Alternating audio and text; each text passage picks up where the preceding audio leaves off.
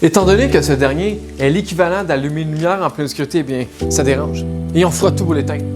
Il suffit qu'en ait l'histoire de Louis Robert. Il dénonce l'ingérence de l'industrie qui empêche la publication d'études financées par le gouvernement sur les néonicotinoïdes.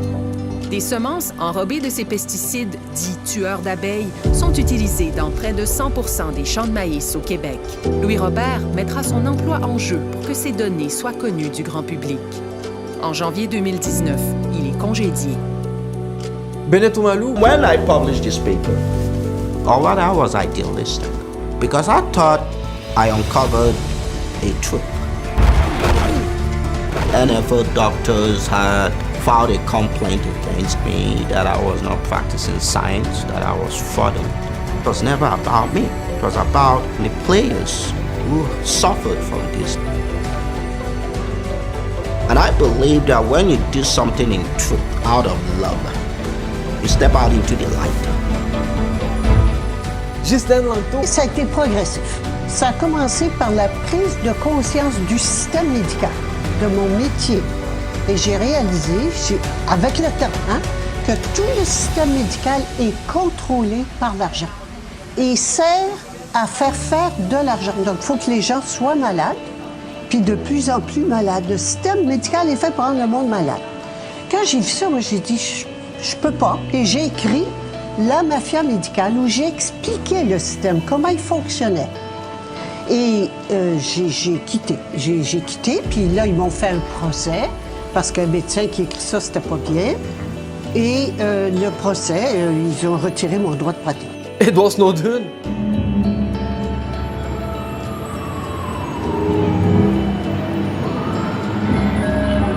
Edward Snowden is a coward, he is a traitor, and he has betrayed his country. C'est une cavale digne des meilleurs films d'espionnage. The man who leaked details of a secret telephone and internet surveillance program in the USA has disappeared in Hong Kong.